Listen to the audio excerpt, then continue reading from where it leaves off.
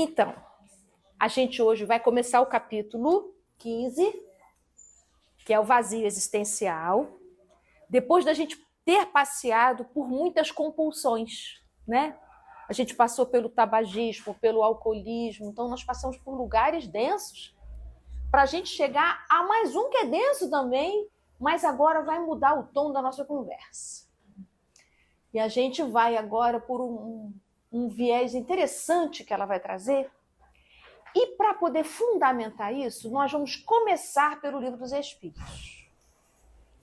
Por que a gente vai para o Livro dos Espíritos agora? Porque esse capítulo fala de necessidades não atendidas. Então, como ele fala de necessidades não atendidas, vamos olhar no Livro dos Espíritos sobre as nossas necessidades? Qual a maior necessidade que a gente tem? Então, no Livro dos Espíritos, na quarta parte, onde Kardec vai desenvolver o tema das decepções, da ingratidão, dos afetos destruídos. Alguém já passou por isso? Ou é só a decepção do Papai Noel que já aconteceu?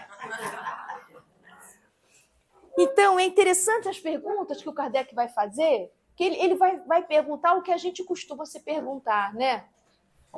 Será que depois que a gente passa por decepção, por essas coisas, a gente não fica de coração fechado, não? Né? Então, antes dele falar da decepção, na 936, ele vai dizer que os desencarnados também são sensíveis ao que acontece aqui na Terra. Não, porque às vezes a gente acha assim, foi para o mundo espiritual, parece que não tem mais nada a ver com o que acontece aqui. Não, de jeito algum.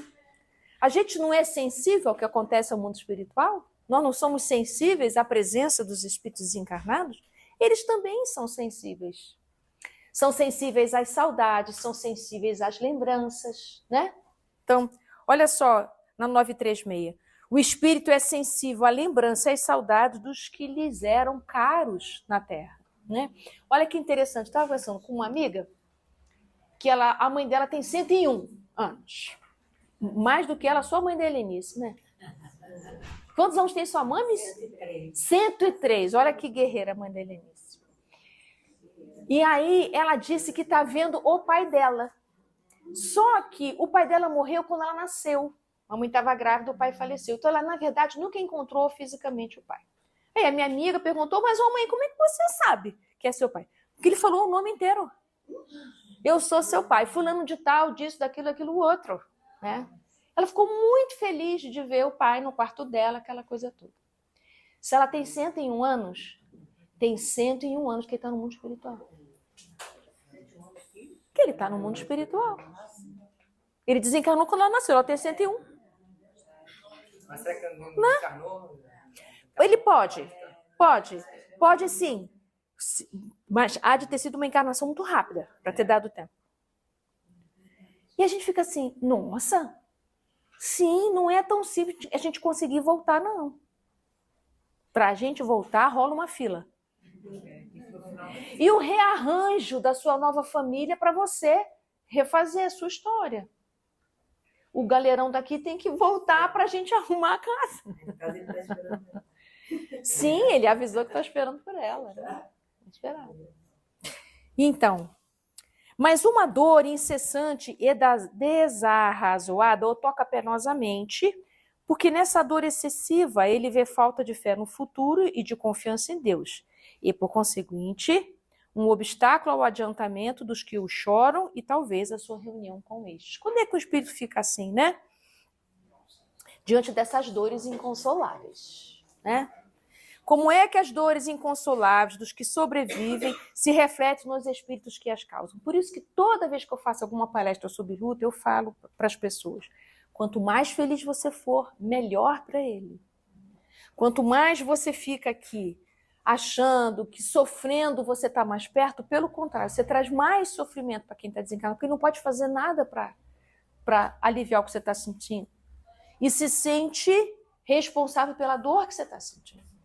Se você quer ver seu ente querido feliz, melhora você, porque ele vai sentir, ai, graças a Deus a vida dele continuou. porque a do desencarnado continua.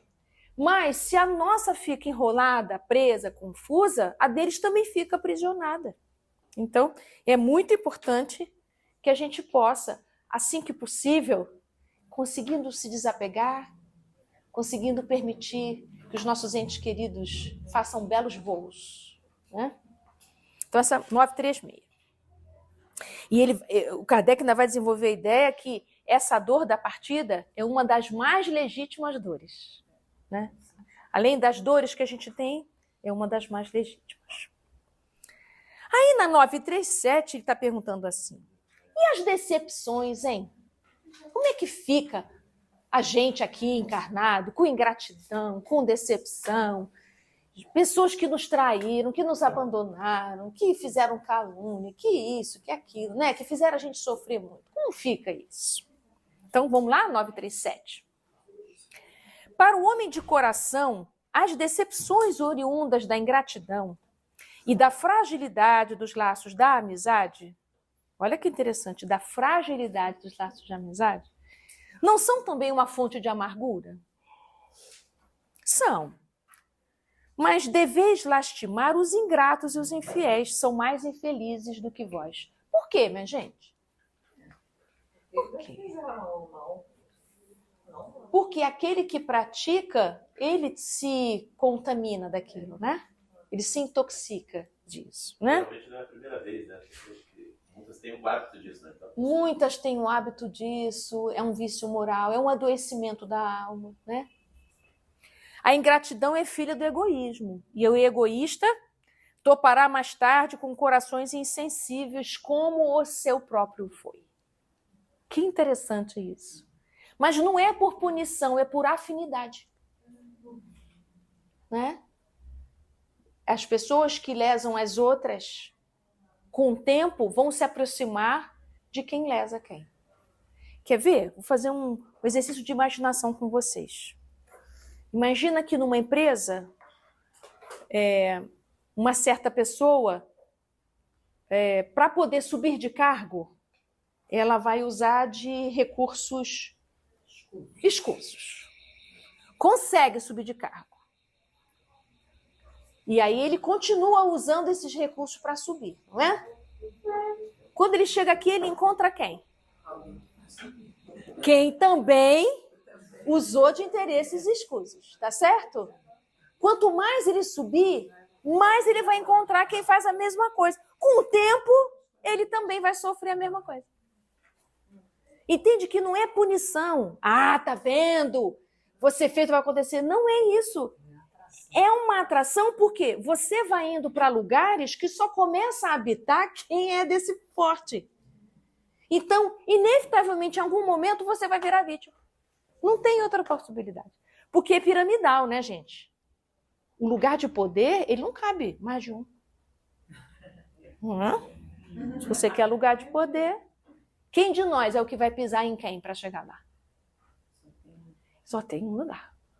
Então, poder é um assunto muito difícil para a gente. A gente tem uma dificuldade enorme com esse assunto. Lembra? Poder, dinheiro, sexo. Isso para a gente é areia movediça. Vantagens, né? Os espíritos vão dizer que é interesse pessoal a nossa ferida moral. Então, isso que está falando aqui, para mim, é líquido e claro. Por que ele está dizendo que eles são mais infelizes do que a gente que sofreu a questão? Porque eles, daqui a um pouco, vão sofrer a mesma coisa. Inevitavelmente, por atração, por afinidade, porque vão estar nesse lugar. Né? Então, não existe vítimas na Terra. Se hoje você é vítima, você tem atração por esse tema em algum lugar, você já esteve de alguma forma envolvido com isso em alguma existência, você está em época de ajuste. Aceita, diga sim para isso, você está se ajustando. Agora, se você entrar na revolta da vitimação, achando que você é um anjo de candura, aí a gente vai ter que conversar. Nem presépio resolve. Né? Então, as nossas expiações, as nossas provas, elas estão aí para nos ajudar a nos reerguermos desses lugares sombrios. Né? Seguindo, então. Isso para a gente chegar na necessidade. Aí ele vai falar que Jesus também foi traído e tal, tá tudo certo. Quando alguém fica muito churumério na minha frente, eu disse, olha só, o Gandhi foi o nosso grande guerreiro da paz. E levou um tiro no peito. Então, a gente fica achando que porque a gente é muito legal, isso garante não ser atingido? Não, gente. Não, claro que não. Então, a gente faz o bem porque o bem faz bem para a gente, mas ele não é isenção. Não, sim. Não há mal que dure para sempre, né? E agora 938. As decepções oriundas da ingratidão não serão de molde a endurecer o coração e fechar para a sensibilidade? Ou seja, será que a gente não tem motivo para estar com o coração fechado? Afinal de contas, a gente foi traído, alguém agiu com ingratidão, nos abandonou, fez isso, fez aquilo? Os espíritos vão dizer, até pode ser, mas é uma bobagem você fazer isso, né? É um erro, porque o homem de coração, como dizes, se sente sempre feliz pelo bem que faz. Sabe que se esse bem for esquecido nessa vida, será lembrado em outra. E que o ingrato se envergonhará e terá remorso da sua ingratidão. Então, não permita que seu coração se feche porque alguém agiu assim, o assado. Você não merece esse fechamento. Né? Aí ele ainda continua, o Kardec. Mas isso não impede que lhe ulcere o coração, né? Ora, daí não pode nascer a ideia de que seria mais feliz se fosse menos sensível? Não era melhor que a gente não sentisse tanto assim? Né? Você até pode querer isso. É uma graça a resposta dos espíritos. Você pode querer isso. Você quer felicidade de egoísta? Triste felicidade é essa. Saiba, pois, que os amigos ingratos que o abandonam não são dignos da sua amizade. E que se enganou a respeito deles. Às vezes a gente se engana muito. Gente, isso com relação afetiva é um babado, né? Porque a gente fica tão enlouquecido para ter um relacionamento, a gente não enxerga direito a pessoa, escolhe uns negócios nada a ver. Gente estranha e festa esquisita, é isso que vai dar. Assim sendo, não há de lamentar ter perdido. Mais tarde achará outros que vão compreender melhor. Lastimai os que usam para convosco de um procedimento que não tenhas merecido, pois bem triste se lhes apresentará o reverso da medalha. Aquilo que eu falei do... Não vos aflijais, porém, com isso, será o meio de vos colocardes acima dele. Ele está dando assim, sai daí dessa vibe, né? Dá uma melhorada, não fica aí choramingando, já passou, bola para frente, sacode a poeira da sandália e tal. Aí... Tudo isso é só para chegar nesse pedacinho que eu queria muito. Aí Kardec vai dar um comentário. Vocês reparam que muda o tamanho da letra? Sempre que muda o tamanho da letra, é Kardec falando. Os espíritos respondem com aspas e o Kardec comenta esse comentário. A natureza deu ao homem a necessidade de amar e ser amado. Um dos maiores gozos, se não o maior, que lhes são concedidos na terra é o de encontrar corações que com o seu simpatizem. Dá-lhe ela, assim, as primícias da felicidade que o aguarda no mundo dos espíritos, perfeitos, onde tudo é amor e benignidade. Desse gozo está excluído o egoísta. Então, todas essas desculpas que a gente deu na 936, 937, ele está dizendo, se você pensar desse jeitinho da 936, 937, opa, a felicidade vai ficar longe para você. Então, fechando. Então, Kardec está dizendo para a gente que uma das nossas maiores necessidades é de amar e ser amado. Né? É a questão 938, não esquecer mais, né? Essa de cá. E aí... acontece uma coisa muito interessante aqui. Que esse conceito eu vou trazer da comunicação não violenta. toda necessidade nossa, nós somos cheios de necessidade, desde que a gente nasce até a gente desencarnar e continua desencarnado também tem necessidade. Então, ser espírito é ter necessidades que vão se tornando cada vez mais sutis quanto mais evoluída a gente for. E elas são necessidades cada vez mais grosseiras quanto mais primitiva a gente for, tá certo? Um Neandertal tem necessidades completamente diferentes da nossa, né? Então, para cada necessidade que a gente tem, a gente desenvolve estratégias para atender as necessidades, tá bom? Então, eu vou deixar o amar e ser amado aqui, vou colocar outras necessidades. Então, por exemplo, necessidade de se alimentar, tá bom? De se alimentar. Que estratégias eu vou usar para eu me alimentar? Porque se eu não comer, a gente morre, né? O corpo precisa de comidinha. Então, eu posso comer chocolate, né? Eu posso comer comida mesmo, né? Posso respirar. Tem gente que respira mesmo comendo, tem? Tem aqueles... Então, tem gente que toma água. Shake. É assim que escreve shake? Tem um monte de coisa. Então, tem muitas maneiras de eu poder atender às necessidades, tá certo? Nós sempre vamos criar estratégias para atender necessidade. Vamos pensar a necessidade de matar a sede. Né? O que a gente faz para matar a sede? Água, refrigerante, cerveja, água de coco. Não, pinga não mata a sede. Né? Suco, né? Necessidade de prazer. Que a Joana vai falar muito nesse capítulo.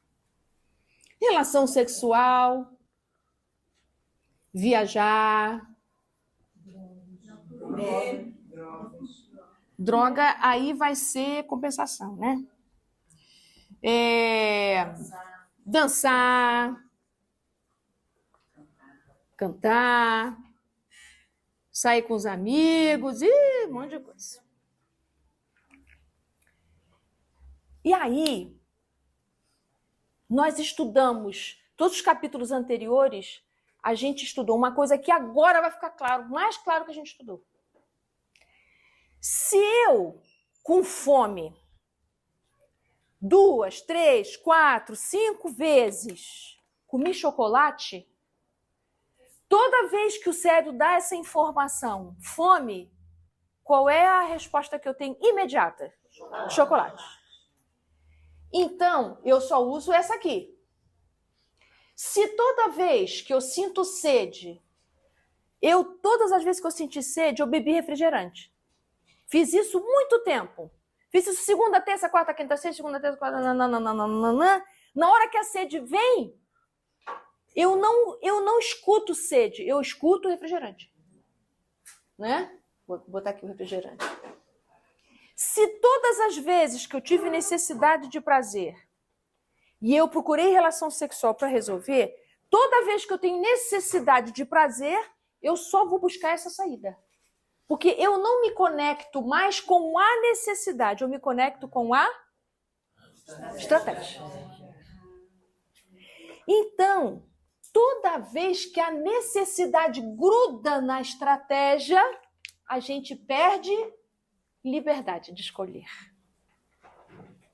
E então, eu só uso a mesma estratégia para resolver aquela necessidade. É isso que acontece nas compulsões. Tenho necessidade de me acalmar. Eu poderia meditar, eu poderia descansar, eu poderia ir na natureza, mas aí eu fumei e relaxei. E funcionou. E aí no outro dia funcionou também, no outro dia funcionou também. Quando eu tenho necessidade de me acalmar, cigarro. Não penso em nenhuma outra possibilidade. Elas todas desaparecem. Que necessidade fica igual à estratégia, a gente fica compulsivo. Então, a gente precisa devolver ao nosso espírito um repertório de estratégias. Sempre enriquecer o nosso espírito com repertório de estratégias. Porque isso tudo some e eu só fico com uma opção. 1, 2, 3 opções. Eu tinha 15, fico com 3. Porque eu confundi a necessidade com a estratégia. Porque toda vez que a necessidade vem, eu já não leio mais a necessidade. Eu fico assim, eu estou precisando de uma cerveja, eu estou precisando de um cigarro. Não, você não precisa de cigarro, nem precisa de cerveja. Você precisa se acalmar. E você precisa de algum líquido para sua sede. Entenderam a diferença? Você acaba atendendo a necessidade usando sempre a mesma estratégia. E aí você não lê mais necessidade, você só lê a estratégia. E aí a gente fica viciado. Exatamente. Eu tô com raiva, gritei, deu certo. Tô com raiva, gritei, deu certo. Assustei todo mundo e consegui o que eu queria. Na próxima vez que eu sinto raiva, eu não tenho outra alternativa a não ser gritar. A criança faz isso quando chora? Quando chora, ela tem pouco recurso. Ela não tem a fala. Né? E se deu certo? E se deu certo, a gente vai usar o mesmo mecanismo. Né? A birra. Então, o que a gente precisa oferecer para a criança? Outras estratégias. Vamos aqui na varanda, vamos aqui respirar, vamos acalmar o coração, vamos beber aqui uma água, vem para o colinho da mamãe. A gente está oferecendo estratégias. Né? Então, o que a gente precisa ganhar em relação a si mesmo é repertório de estratégias. Quanto mais estratégias você tiver, mais recurso, mais opções você vai ter diante das suas necessidades, para você não ficar aprisionado na mesma solução. Então, por isso que a gente precisa perguntar para quem está sofrendo o que é que você precisa antes de oferecer estratégia. O que é que você precisa? O que você está precisando? Eu estou perguntando, qual é a sua necessidade? Eu estou precisando me acalmar. Então, vamos pensar em algumas alternativas? Né? Vamos... O que você costuma fazer quando você se acalma? Geralmente ele tem um hábito viciado, a gente pode oferecer um outro diferente. Vamos fazer uma oração? Vamos ler aqui Eu vou ler um trechinho bem pequenininho, você vai respirando enquanto isso. Né? Então, esse é um pulo do gato. Pulo do gato para atendimento fraterno, pulo do gato para os nossos sofrimentos. Nós precisamos nos habituar a ler as nossas necessidades. E o Kardec, na 938, vai dizer que a nossa maior é qual? De amar e de ser amado. De amar e de ser amado. Quais são as estratégias que vocês usam para amar e ser amado? Hã? Será que a gente está grudado numa única estratégia? E se o outro não se comporta nessa estratégia, eu começo a achar que não tem amor? Não é? Porque lembra daquela nossa... Faz tempo que a gente conversou sobre linguagens do amor, as 5 linguagens que a gente conversou aqui. Se a gente só conhece aquela linguagem do amor, a gente está frito, hein? Para a gente poder aumentar o nosso repertório, isso nos ajuda a reconhecer o amor nas suas múltiplas faces.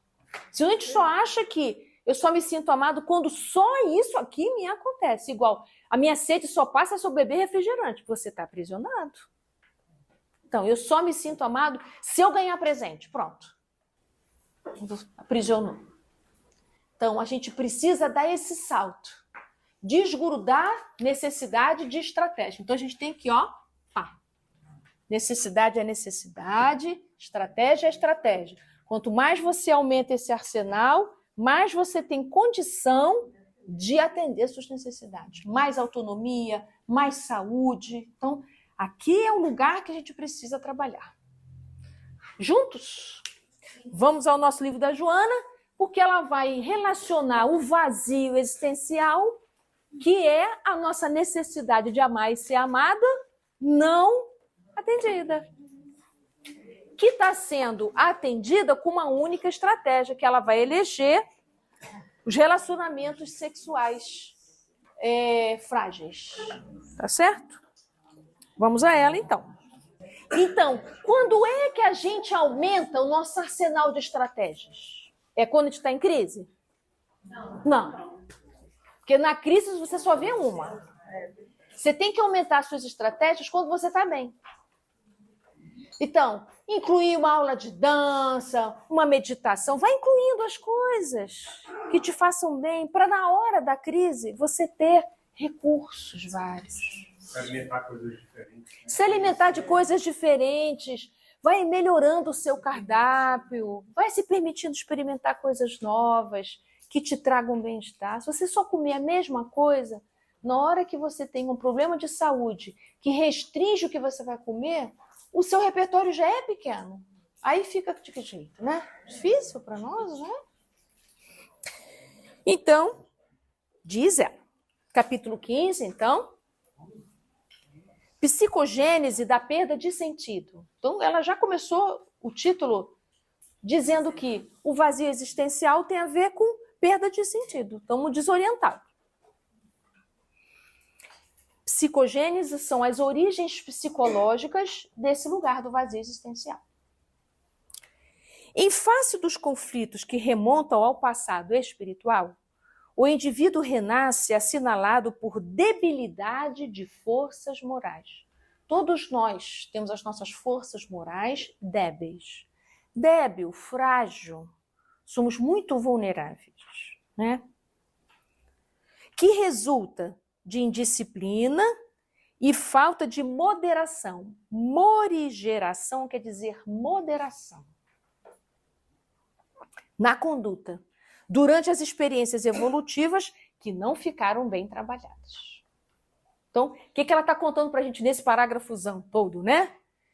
Que a gente renasce assim, com as nossas forças morais em construção, são frágeis ainda. Elas não foram fortes, ficaram frágeis, não. Elas estão se fortalecendo no tempo. E que tem a ver com a nossa dificuldade com moderação, porque nós somos chegados a excesso. Exatamente. Né? Quando a gente é criança, a gente não quer tudo. Né? A gente precisa sair do tudo para conseguir chegar nessa moderação. A gente ama tudo, né? Nós somos apaixonados por tudo, a gente quer tudo. A gente quer lazer, quer dever, a gente quer o trabalho, mas também quer descansar, a gente quer perfeição em todas as áreas da vida, a gente quer estar casado, mas quer estar solteiro, não é isso? A gente quer tudo. A gente acha legal ser mais velho, quer mais livre, mas também quer a força da juventude, assim, tudo não dá. Ou às vezes só para outro extremo, né? Não quero nada. A gente não quer nada quando a gente queria tudo e não rolou. Aí a gente, também agora não quero. Né? Também quem não quer sou eu. Outro dia eu estava pensando sobre a fé. Sobre as pessoas que têm falta de fé. Eu fiquei pensando, sabe de uma coisa, gente? Falta de fé não existe. Falta de fé é fé ressentida. Você tinha fé, escorregou, as coisas não aconteceram como você queria, você ficou, também agora eu não tenho mais fé nenhuma. Tô de mal. Mas não é isso. Fé é confiança. Você está com a sua confiança retraída. Então não tem fé zero. Porque até a pessoa que diz isso, eu não tenho fé, é de uma fé incrível, né? Eu sou ateu, né? É de uma certeza absoluta. Então, falta de fé não tem. O que temos é fé ressentida, fé magoada. Porque a gente queria que as coisas acontecessem como a gente imaginou, como a gente quis, né? Você pode dizer que a sua fé é enfraquecida. Você pode dizer que a sua fé é cheia de, né, nome tóxico, que a sua fé é muito sensível e tal. Mas não ter, né? Não poucas vezes, preso ao cordão umbilical da mãe, não amadurece psicologicamente a ponto de libertar-se, mantendo interesses imediatos, entre os quais a planificação emocional através da relação, né, do conúbio sexual. Então, o que ela vai dizer aqui? Que não ter o cordão umbilical rompido quer dizer quando você é muito dependente emocionalmente. Se você foi para a vida adulta ainda muito dependente emocionalmente, o que vai acontecer? Você só vai querer interesses imediatos, ao modo da mamadeira, né? Tô com fome e tenho que mamar. Então, vai ser difícil lidar com as frustrações, vai ser difícil lidar com as coisas que não acontecem como eu quero.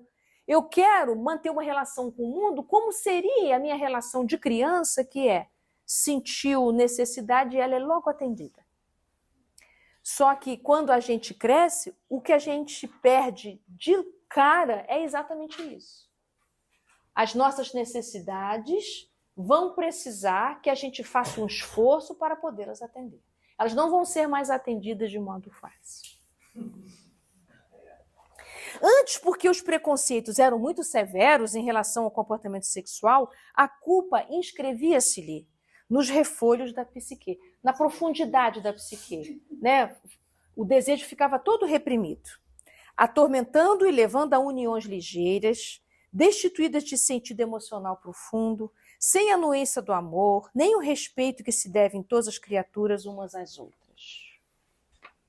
Mais necessidade fisiológica do que necessidade afetiva. Olha a necessidade grudando com a estratégia. A necessidade é afetiva, mas eu grudei uma estratégia simplesmente corpórea. Quando não lograva a completude, experimentou o vazio existencial, que se fazia acompanhar pela falta de outros objetivos existenciais. Ou seja, não tem nada no horizonte, não tem mais estratégias, não tem para quê, não tem sentido. Então, fica perdida a pessoa naquelas mesmas estratégias e a vida se torna aquilo, só pensa nisso. Lentamente, nesse estado emocional, perdia a própria identidade, mergulhando em aparências que possam agradar os outros em detrimento da sua realização. Na atualidade, não obstante o sexo constitua um paradigma de comportamento essencial, a sua satisfação ligeira, tipo é só para descarregar o corpo, né? Continua destituída de significado profundo que permite equilíbrio de emoções e a segurança afetiva. Eu achei bonito ela dizer que a relação sexual promove isso, né? Segurança afetiva, equilíbrio de emoções. A troca insensata de parceiros na busca da variedade, ao invés de satisfazer, frustra mais, demonstrando que o intercurso sexual é mais um modismo da sociedade moderna, que se considera liberta dos tabus do passado, do que realmente uma forma de expressar os sentimentos e trabalhar a ansiedade. Ela também está dizendo para a gente que nós estamos vindo da repressão.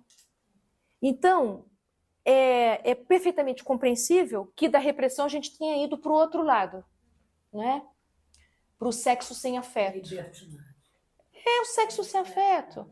Um sexo que é uma realização do prazer, simplesmente, tal qual como seria qualquer outra ordem. E ela está dizendo assim, olha, isso, usando essa única estratégia para você sentir prazer na vida, sem nenhum outro compromisso, né? Porque se a gente for pensar com um pouco mais de calma, a relação sexual é um lugar em que a gente está 100% exposto, não é? Em que a gente é vulnerável. E nós não temos como aquilatar o quanto a gente se envolve energeticamente e emocionalmente assim. Claro que tem as nossas questões culturais que interferem nisso, que também vão compor os nossos paradigmas de romance e tudo mais. Mas tem uma coisa que a gente não pode negar, que esse despir-se não é despir só o seu corpo, é despir a sua alma. E o que ela está dizendo aqui é que as pessoas com vazio existencial não alcançam esse nível de entrega.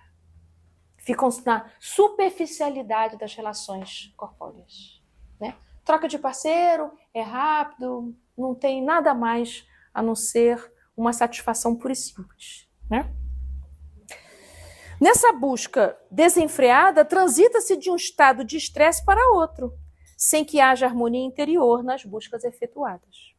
As pessoas que compartem desses momentos são descartáveis, grátis. Verdade, né? Ou remuneradas também. Bem ou mal situadas no contexto social, objeto de uso sem nenhum sentido psicológico realizador. Ana, hoje, coincidencialmente, eu estava vendo uma palestra antiga do Divaldo, respondendo perguntas de jovens. E claro que sexualidade... É uma pergunta quente. É comum, né?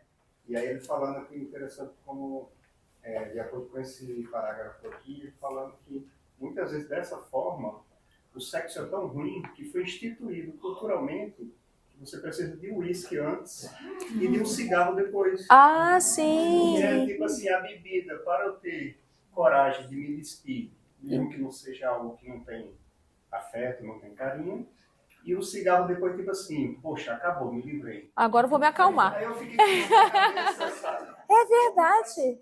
Como faz sentido? Sem falar de vídeos pornográficos que acompanhavam tudo isso, ou seja, é uma distância muito grande um do outro, né? E agora tem as selfies, né? Vídeos que são gravados durante esses momentos. Então, isso é uma distração imensa que nos afasta da nossa essência e nos deixa mergulhados no vazio existencial, né? As pessoas, descartáveis ali, né? Quando conhecidas e importantes, portadoras do brilho que a mídia ilusória lhes confere, constitui um desafio para o conquistador ansioso, masculino ou feminino, que após a vitória não lhe encontra nada de especial, somando as anteriores às novas frustrações, que terminarão por levá-lo às fugas espetaculares pelas drogas, depressão e o vazio existencial. Em face da rapidez dos movimentos odiernos é atuais, não se apresentam oportunidades para amadurecimento das emoções, para escolhas corretas, para reflexões e ponderações significativas. Os indivíduos são devorados pela volúpia do muito agarrar e do pouco reter. Por isso que não nutre, continua vazio. Pode ter 300 relações, mas não fica saciado. Está sempre precisando de mais, porque a alma não se preencheu daquela conexão. Não teve conexão, né? Não teve emoção, sentimento, presença. Há uma sofreguidão para aparecer, uma necessidade desesperadora para estar em todos os lugares ao mesmo tempo, tombando na exaustão e levantando-se sob estímulos químicos ainda mais frustrantes. Vitimado em si mesmo, o indivíduo que perdeu o contato com o self é esse eu mais profundo, a essência, quem a gente é de verdade. O ego é a nossa roupinha, né? O comportamento aprendido que a gente tem. Exaure-se no ego exigente e pouco gratificante, preocupando-se em ser espelho que reflete outras pessoas, suas opiniões, seus aplausos, suas desmedidas ambições. Não está totalmente longe. Está preso na estratégia, não sabe mais a necessidade qual é. Né? E aí aqui tem uma coisa importante do vazio, que ela está falando um aspecto sobre o dar e receber. O que é que vai melhorar o vazio existencial? O amar e ser amado. Amar e ser amado significa eu dou e recebo. Né? Sobre o dar e receber, aqui eu tenho que dar uma paradinha do nosso livro. Marquem onde é que eu parei. Porque sobre dar e receber a gente é tão enrolado. Primeiro que a gente aprendeu com Francisco de Assis, que é dando que se recebe. E essa frase está correta. Mas não é dando para receber. É dando que se recebe. O que Francisco está dizendo é, quando você dá, essa abertura do seu coração é que permite você receber. Por isso que Jesus disse, bem-aventurados os misericordiosos, porque eles alcançarão misericórdia. Ou seja, sem a gente ter um coração misericordioso, a gente não tem frequência para receber a misericórdia divina que já está aqui com a gente. Então, se você não colocar seu copinho debaixo da jarrinha, não tem como você beber água. Então, dar é você colocar seu copinho embaixo da jarrinha, que você vai receber. Porque Deus está jorrando, mas você não põe um copinho. Né? Tem que botar um copinho. Esse copinho é da doa que você vai ver. Você entra na frequência, é uma questão de frequência. Porque se a gente não doa, a nossa frequência é de pensamento de egoísta. Com medo das pessoas, acho que todo mundo vai enganar, esse mundo não tem jeito, todo mundo engana todo mundo. Tararara. Como é que a espiritualidade vai te dar um passe? Nem isso dá. Porque você repele, você fica com o guarda-chuva aberto, não entra nada. Então, tem que tirar o guarda-chuva e se abrir para a misericórdia divina. Aí a gente vai se atrapalhar em algumas coisas. Há pessoas que tiveram experiências quando crianças, quando jovens, que se dirigiram para receber o amor e não receberam. Então tem uma postura ressentida. Então é assim, eu não peço. Eu não peço. Por que não pede? Porque existe a possibilidade do não. Só que para quem experimentou isso, não é possibilidade, é certeira. Não vou receber. Não peço. Mesmo. Eu fico na escassez, eu fico na falta, mas eu não peço. Se quiser me dar, eu vou até pensar se eu vou receber, porque eu não quero ficar endividado. Então, às vezes, eu recebo, porque eu posso dizer, você deu porque você quis. Mas se eu conseguir me abrir, talvez, e receber um pouco gratuitamente, é engraçado porque é desconfiado quem é assim, né? Não está me dando, mas com qual intenção? É alguma coisa. Eu lembro de uma moça que veio tomar passe com a gente aqui há muitos anos aqui, interessante. E ela falou assim, não, vocês aqui são bons demais, gente. Eu fico achando muito esquisito esse jeito aqui de vocês. Muito esquisito esse jeito de vocês. Né? Porque tem alguma coisa atrás disso, não é possível isso. Então, é um coração muito desconfiado. Nos lugares por onde ela andou, quem deu se aproveitou depois de dar. Né? Então, no dar e receber, a gente precisa compreender que a gente vai dar, isso fica desequilibrado, e aí você recebe, equilibra novamente. Então, receber é, ao mesmo tempo, endividar-se. Não é interessante pensar? Receber é endividar-se. Claro, e que bom! Porque é recebendo e se endividando que você entra no fluxo da vida. Porque aí você se endivida, você fica constrangido a amar, a dar também. E assim vai. Eu, quando era criança, tinha uma história de que se você ganhasse uma geleia, feita em casa, geralmente, né? Você não devolve o pote vazio, você precisa devolver o pote com alguma coisa. Uma pessoa que está nesse nível de desconfiança, não me dá geleia não, que eu não gosto. Pô, vou ter que dar, vou ter que fazer uma geleia para botar no pote. Ah, não, gente, melhor sem geleia, é muito açúcar no sangue, deixa quieto. Então, a gente vai experimentar esses lugares difíceis de não pedir, de não querer receber.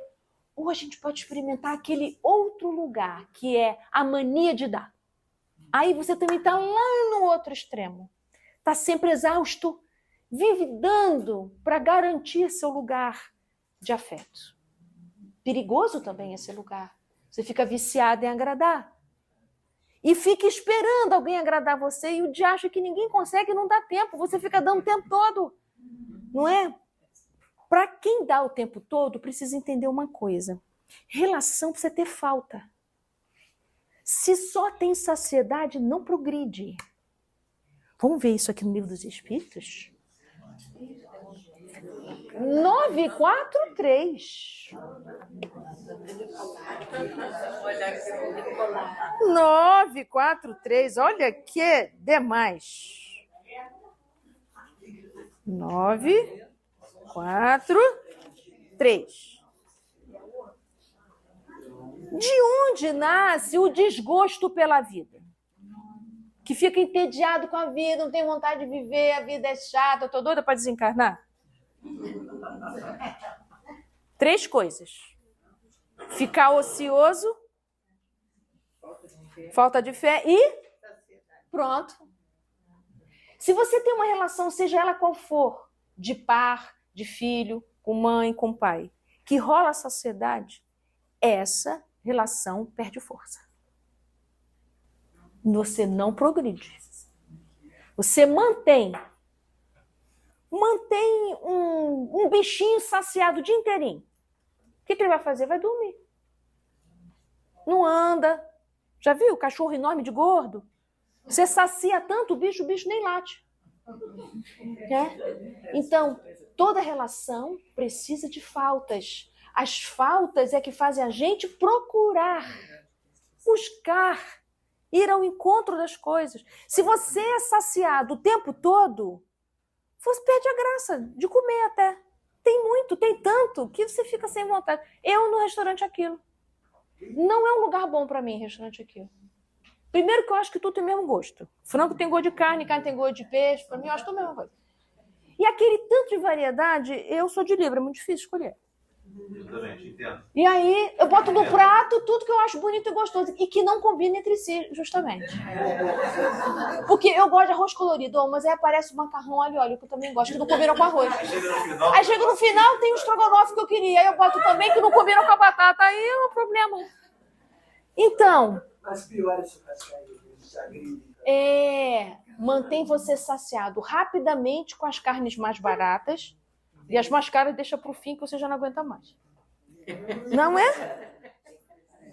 Então, saciedade não é bom para a gente, não. Então, uma relação afetiva que você está saciando o tempo inteiro, dá presente, faz. A pessoa fica assim, ó. Sabe o que vai acontecer? Ela vai começar a te agredir.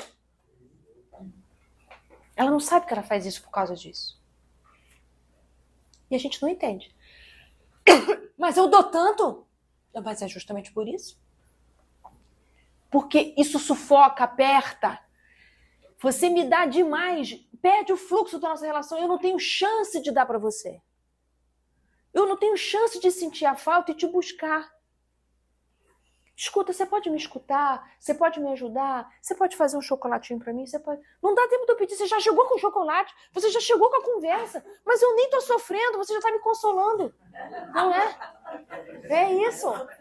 Eu tava conversando com uma moça que uma outra pessoa contou para ela que a filha dela teve uma dificuldade na escola, alguma coisa assim, ela já chegou consolando a filha. A filha nem contou para ela que tinha sofrido na escola. Então, assim, essa necessidade desesperada de dar e manter saciado nas suas relações não permite crescimento, nem seu, nem do outro. O outro vai entrando no lugar de que ele não é capaz. E você se sente explorado num determinado momento. Porque e o dia que você não pode saciar? Como é que fica? Você adoece, não tem condição de fazer ou está cansado? Então, questão 943... Saciedade traz desgosto pela vida. Faltou um exemplo, né, de pessoas que têm muito, assim, às vezes, no caso, até herdeiros, assim, que às vezes tiveram tudo muito fácil e que tem um problema, né? A Suíça não tem índice de suicídio alto, não é? Isso. Então, os países mais ricos do mundo não são os lugares mais felizes do mundo. Eu não sei onde é que foi que a gente grudou que felicidade é prosperidade material. Olha isso, tem tudo a ver com necessidade e estratégia. Prosperidade material é uma estratégia, mas não é uma necessidade. A nossa necessidade é de ser feliz. Nossa necessidade de ser plenos. Pode ter prosperidade material? Pode, mas não só. Se for não só, vício moral. Muitas igrejas pregam isso. Muitas. Muitas. Nossa. Se você não tem, você que tem problema. Você não fez o meu curso ainda. Se fizer, você vai ser próspero. Ok, dar e receber? Sim. Aí como é que fica lá na relação sexual que ela está dizendo? Você está procurando uma saciedade. Desculpa. Você está procurando atender a sua necessidade de afeto utilizando uma única estratégia e de modo não entregue. Não vai saciar, manter-se vazio, não se nutre. Então, para a gente ter nutrição espiritual é outro caminho.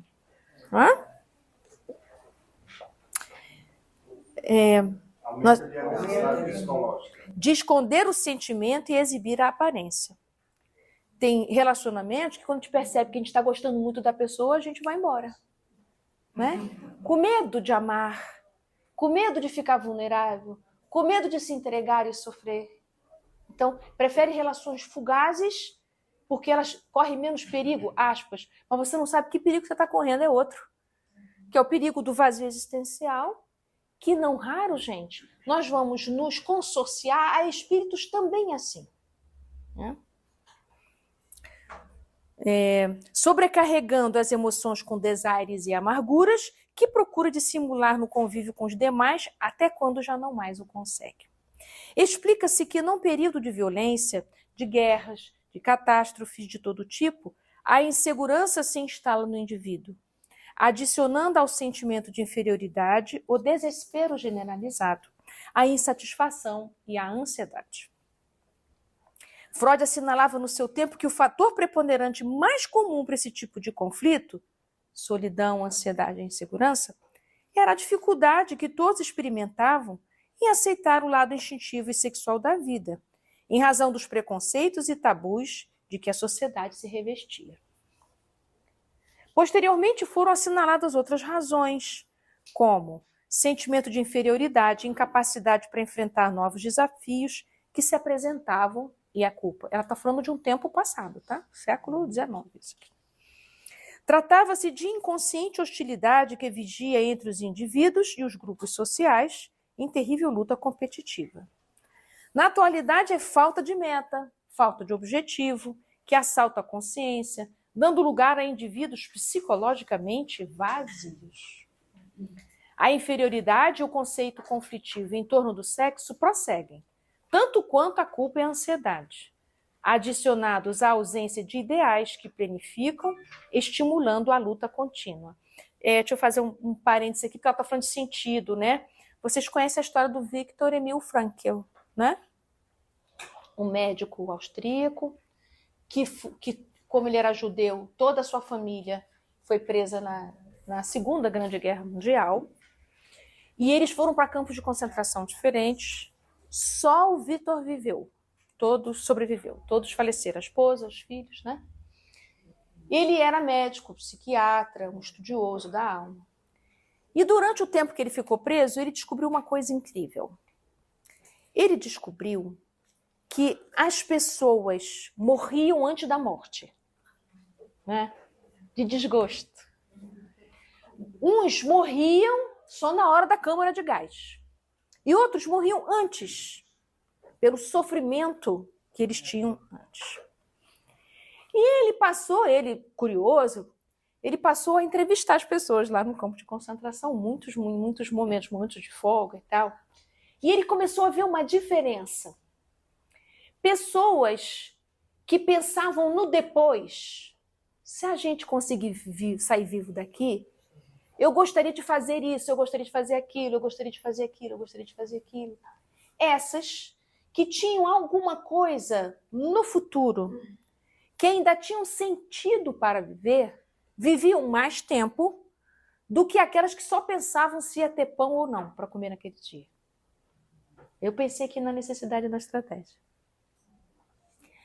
Pensavam só na fome do corpo.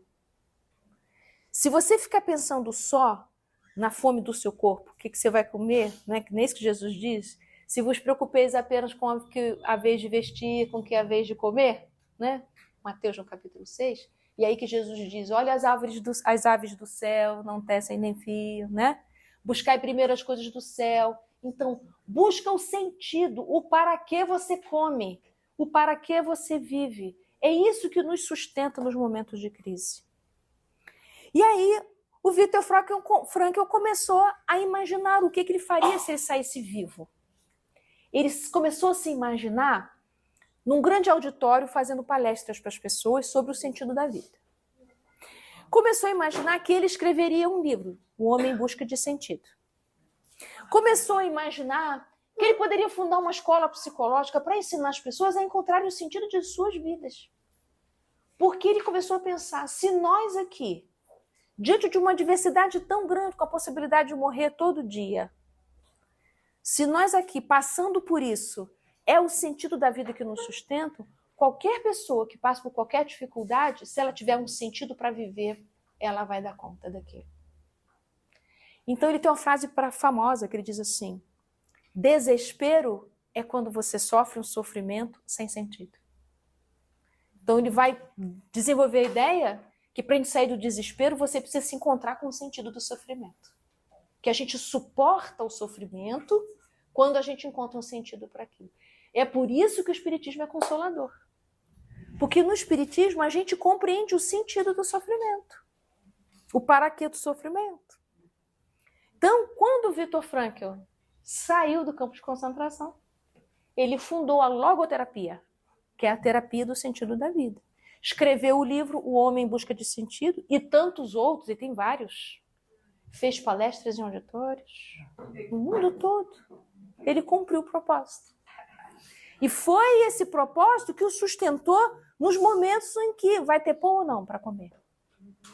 Vamos morrer hoje ou não? Né? A saudade dos entes queridos, a solidão profunda, um frio extremo, né? Então, o Viktor Frankl é assim, um exemplo para a gente. Ele é considerado a terceira força das linhas da psicologia, né? A primeira é a psicanálise, a segunda é comportamental, ele é da terceira força. Então, a gente vai, com isso, entendendo assim, poxa, se o Viktor Frankl conseguiu isso, precisamos achar o nosso sentido da vida para ontem. Então, o que ela está dizendo? Relação sexual, prazer intenso, sem sentido, compulsão, vício moral, saciedade, desgosto pela vida, vazio existencial. Né? Um pensamento muito profundo que ela está trazendo para a gente. Terminando, então. Compreende-se aí que eu estou? Compreende-se a necessidade de conquistas externas, tipo comprar carro, imóvel, apartamento e tal, que é uma autorrealização. E afadiga-se a criatura por consegui-las, para logo constatar a sua quase inutilidade. Por não preencher os espaços tomados pela angústia e pelas incertezas. Então você até pode comprar um monte de coisa, na hora você fica felizinho, mas daqui a pouco passa. Não é? Faz-se um abismo entre o self e o ego, que mais se afastam um do outro, concedendo espaço para a desintegração da personalidade. Ela pega pesado, ó, dá até esquizofrenia. Esse vazio existencial, de certo modo, também se deriva do tédio, da repetição de experiências que não se renovam, da quase indiferença pelas demais criaturas, sugerindo a inutilidade pessoal. Na época da robotização, o ser humano sente-se relegado a um plano secundário, deixando-se conduzir por botões mecânicos inteligentes que, em alguns casos, substituem-no com eficiência, esforço, nem gratificação. Aqui eu vou voltar no nosso livro mesmo, na página 127, que ela tem um parágrafo maravilhoso, que ela diz assim, na neurastenia, lembra quando a gente estudou neurastenia? Que ela diz que o problema não é o que você faz. São 3 coisas que você precisa retomar a sua reflexão. É o modo como você faz, a motivação, ou seja, para que você faz isso, e qual a sua compensação, qual o seu ganho. Esse parágrafo é na página 127, no capítulo da neurastenia, começa assim: por certo, não se trata somente do excesso de atividade em si mesmo, a neurastenia. A causa da neurastenia não é só porque você trabalha muito, é o como você trabalha. Qual é a motivação de você trabalhar? E quais as compensações, o que você recebe, o que você tem como compensação do que você faz. Então, ela deu para a gente 3 parâmetros de reflexão para a gente sair do excesso. Então, vou botar aqui, ó, para sair do excesso. Para a gente encontrar, como é que ela fala? Morigeração, né? Para a gente encontrar a moderação, para a gente encontrar equilíbrio. Então, você está começando a se questionar se você tem que continuar nesse seu trabalho? Joana de Anjos já te deu uma dica. Você quer saber se você deve continuar aí? Pergunta. Como é o modo como você trabalha? Dá para você mexer e fazer de um modo que te deixe mais feliz? Qual é o motivo de você trabalhar? Se for só ganhar dinheiro, perdeu. Você confundiu motivação com compensação. Compensação é o din-din, pode ser. Reconhecimento social, né? Mas a motivação precisa ser algum ideal. A motivação tem a ver com o seu sentido da vida, com o seu propósito de viver. Você trabalha para quê? Se você trabalha só para ganhar dinheiro, perdeu. Você confundiu necessidade com estratégia. Então, a gente precisa de dinheiro? Precisa, mas quando o motivo de você trabalhar é só esse, você vai adoecer. Porque não dá conta das nossas necessidades espirituais todo o dinheiro que você ganhar. Você vai começar a gastar enlouquecidamente para poder suprir o tanto de desgosto que você tem. Não há dinheiro que compense isso. Então, modo, motivação, compensação. 3 parâmetros incríveis. Serve para qualquer coisa. Você está se questionando sobre o seu casamento, sobre o seu relacionamento. Antes de ir embora do relacionamento, pergunta: qual é o modo como você está casado? Dá para mexer no modo desse casamento ser? Que você se sinta mais feliz? Qual é a motivação de você estar casado? Essa relação te ajuda no seu propósito de vida? Que compensações você tem nesse relacionamento? Como é que está o dar e receber que a gente conversou aqui? Está desequilibrado? Está equilibrado? Como é que está? Família, mesma coisa. Não se embora da família. Veja se você pode mexer no modo de conviver com essa família. O que te motiva estar junto dessa família? Tem a ver com o seu propósito? Você está dando conta dos seus ajustes? Que compensações de conviver? Não é profundo isso que ela traz para a gente? É assim que a gente sai do excesso. Parâmetros para a gente poder repensar como é que a gente está, como é que a gente está se movendo, né? Então, por isso que a gente voltou aí só para apontar onde que ela ensina para a gente os parâmetros para sair dos excessos. Voltando lá para o nosso, para ir terminando já, ela vai se referir à internet. E ela já estava vendo isso. Olha que interessante. O excesso de tempo, resultado da máquina que o ajuda nas atividades habituais, faculta-lhe a corrida para a comunicação virtual. As intermináveis horas de buscas na internet, encontros românticos de personalidades neuróticas e medrosas, estabelecendo perspectivas angustiosas, por se tratar de pessoas frustradas, inseguras, refugiadas em frente da tela do computador, procurando a ilusão de seres ideais, incorruptíveis, maravilhosos. Lembra daquelas salas de chat, né? É disso que ela está se referindo, né? Depois que passa o deslumbre, inicia a convivência, pronto, aí começam as nossas dificuldades. Bom, ela vai caminhando mais um pouquinho, eu vou andar um pouquinho mais para frente por causa do tempo. Em tentativas inúteis de preencher, elaboram-se festas alucinantes. Tá.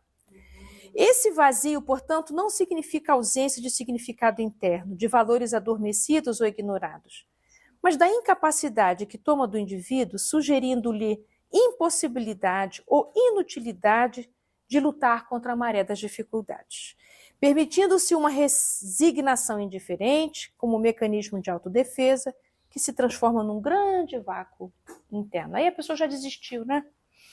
Pouco a pouco, porque se adapta à nova conjuntura, perde o interesse pelo desejar e realizar, ficando amorfo, ou seja, sem forma, né? Embora com aparência que corresponda aos padrões sociais, por mínima exigência do ego soberbo e rebelde.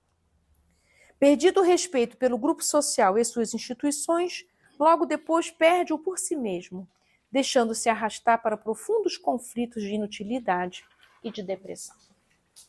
Então, vazio existencial, em suma, é esse grande afastamento da essência que eu sou para essa aparência que eu me tornei. E a gente não faz esse afastamento à toa. É a maneira como a gente lidou com os sofrimentos, com as adversidades que a gente passou. Em vez de a gente se manter conectado com o nosso coração, a gente foi se afastando, foi ficando longe, né? E o nosso grande trabalho é a gente voltar para casa, né? Voltar para descobrir aqui como sair do excesso, voltar para ler as nossas necessidades, encontrar outras maneiras, outras estratégias de resolver nossas questões, para a gente poder restabelecer essa conexão consigo mesmo. Estamos bem? No nosso próximo encontro, a gente vai para... Qual é o item daí? Autoconsciência, que é o trabalho de unir, né, esse self com o ego. Então, a gente pode fechar?